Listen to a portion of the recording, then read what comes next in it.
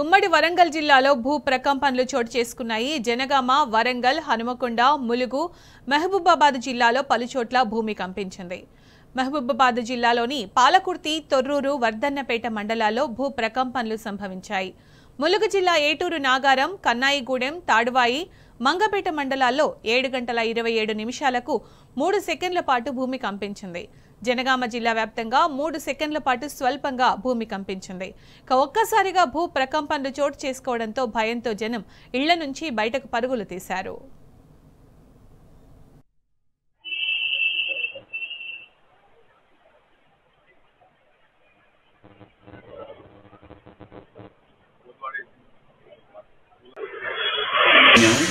ఇంత కూర్చునే వరకు ఆ రేకులు బాగా వైబ్రేషన్ వచ్చినట్టు కింది మీదకి అవుతుంది. ఇల్లంతా రేకులు కదులుతున్నాయి. ఆ కోతులు ఆగిందని మాకు భయం అవుతుంది. ఇల్లంతా వైబ్రేషన్ వస్తుంది. అసలు అర్థం కావట్లేదు. బయటికి వెళ్దామంటే భయం అవుతుంది. అట్లా ఒక 10 సెకండ్లు 15 సెకండ్ల దాకా వచ్చేసింది. ఆ చర్చి సార్ ఫోన్ చేసి మా ఇల్లంతా కదిలింది, మీ ఇల్లు కదిలిందా అని చర్చి సార్ అన్నారు. నాగేంద్ర పాల్ గారు అనే వరకు సరే మా ఇల్లు కూడా మాకు భయం అయింది సార్. మేము ఇంట్లో నుంచి బయటకు వెళ్ళాలంటే భయం అవుతుంది. ఇల్లు ఎందుకు కదిలిందా అని మాకు భయం అయింది సార్. అంటే భూకంపం వచ్చింది, హైదరాబాద్లో కూడా వచ్చిందట అది ఇది అని సార్ చెప్పిండ్రు. అప్పుడు భూకంపం అని మాకు ఆ భయంతో ఇట్లనే ఉన్నాం మేము.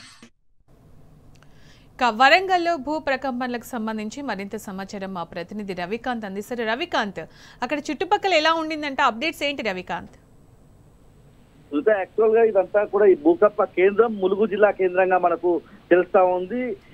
ఈ ములుగు జిల్లాలో కూడా ఏటూరు నాగారం ప్రాంతానికి సంబంధించినటువంటి ఆ ఏరియాలో ఈ భూ ప్రకంపనలు వచ్చినట్టుగా మనకు తెలుస్తా ఉంది.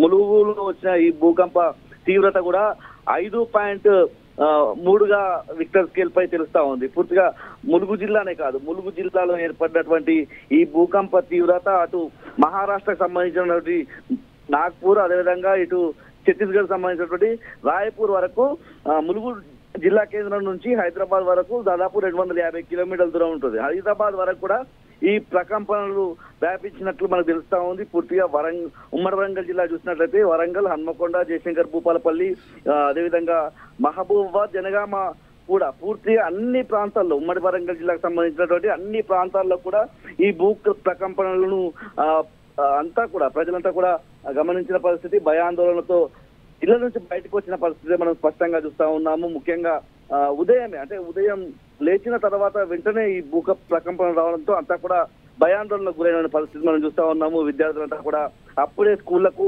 తయారవుతా ఉన్నారు. ఆఫీసులకు వెళ్లే వాళ్ళు కూడా తయారవుతున్న పరిస్థితుల్లో ఈ భూ ప్రకంపనలు రావడంతో ఏం జరుగుతుందా అని చెప్పి ఒక అర్థం కాని సిచ్యువేషన్ లో అయితే కొంతసేపు 7:26 నుంచి మొదలుకొని మిగతా ప్రాంతాలకు సంబంధించి 7:32 నిమిషాల వరకు కూడా ఈ ప్రకంపనలు కొనసాగిన పరిస్థితి. ముఖ్యంగా తెలంగాణ రాష్ట్రం అంటే దక్కన్ పీఠభూమిగా ఉంటుంది. దక్కన్ పీఠభూమికి సంబంధించి సముద్రానికి ఎత్తైన ప్రాంతాల్లో, సముద్ర మట్టానికి ఎత్తైన ప్రాంతాల్లో ఉంటుంది కాబట్టి ఈ ప్రాంతంలో పెద్దగా భూకంపాలు రావని అనుకుంటా ఉంటాం. మనం చిన్నప్పటి చదువుకునే సబ్జెక్ట్ లో కూడా అలాంటి అంశాలు ఉంటాయి. మనం గమనించినట్లయితే ఇవాళ చూసినట్టయితే 5.3 తీవ్రత రావడం అంటే భవిష్యత్తులో కూడా ఇట్లాంటి ప్రకృతికి సంబంధించినటువంటి విభత్సాలు తలెత్తే అవకాశం ఉందని మనం అర్థం చేసుకోవచ్చు. ముఖ్యంగా ఏదైతే మనం ఏటూరు నాగారం ప్రాంతం చూసామో, ఏటూరు నాగారం ప్రాంతంలో ఇటీవల ఒక 2-3 నెలల క్రితం అక్కడ 200 హెక్టార్లకు సంబంధించి ఏటూరు నాగారం అడవుల్లో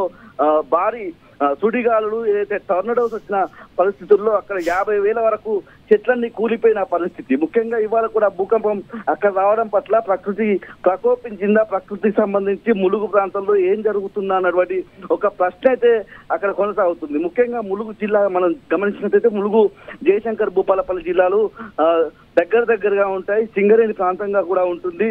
ఇటీవలి కాలంలో అక్కడ ఓపెన్ కాస్ట్ మైనింగ్ కూడా ములుగు జిల్లాకు సంబంధించి జరుగుతూ ఉంది. ఈ క్రమంలోనే అక్కడ కొన్ని గ్రామాలన్నీ కూడా భయాందోళనకు ఒక వణికిపోయే వాతావరణం ఉంటుంది సాయంత్రం అయితే. ఇటీవల కాలంలో అలాంటి బ్లాస్టింగ్స్ జరిగితే రామప్ప లాంటి ఆలయానికి కూడా ముప్పు వాటిల్లుతుందని టీ న్యూస్ లో మనం గ్రౌండ్ రిపోర్ట్ ద్వారా కూడా ఇచ్చిన పరిస్థితి. అంటే అక్కడ ఉన్నటువంటి సింగరేణికి సంబంధించి కావచ్చు, అక్కడ ఉన్నటువంటి ఓపెన్ కాస్ట్ మైనింగ్ ద్వారా బాంబులు ఉపయోగించడం, క్వారీల దగ్గర బాంబ్ బ్లాస్టింగ్స్ జరగడం వల్ల ఆ ప్రాంతానికి ఏమన్నా ముప్పు వాటిల్లుతుందా అన్నటువంటి ఒక ప్రశ్న అయితే ప్రస్తుతానికి తలెత్తుతా ఉంది. ఆ ప్రశ్నలో భాగంగానే గతంలో అక్కడ 50,000 చెట్లు ఏవైతే నెలకొరిన పరిస్థితి ఇవాళ ప్రకంపనలు ములుగు జిల్లా కేంద్రం నుంచి మొదలైతే అది తెలంగాణ, మహారాష్ట్ర, ఛత్తీస్గఢ్ సంబంధించి, ఆంధ్రప్రదేశ్ సంబంధించి ఒక 4 రాష్ట్రాలకు సంబంధించి వాళ్ళ ప్రకంపనలు వచ్చాయంటే ములుగు జిల్లాలో, జిల్లా కేంద్రంలో ఏం జరుగుతుందా అన్నటువంటి ఒక ప్రశ్న అయితే మనకు కొనసాగుతున్న పరిస్థితి. కాసేపు వచ్చిన పరిస్థితి అంటే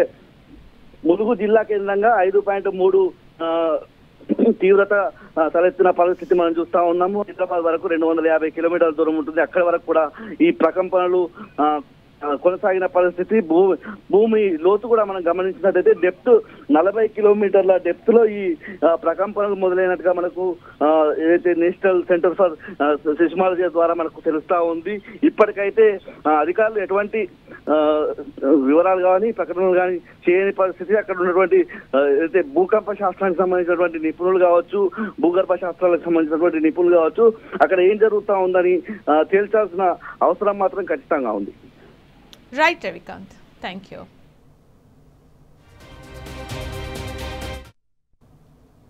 7:28 నుండి 7:29 మధ్య 30 సెకండ్స్ పాటు భూమి కంపించి తీవ్ర శబ్దాలతో ఇంట్లో ఉన్న సామాన్లన్నీ కూడా కదలడం జరిగింది.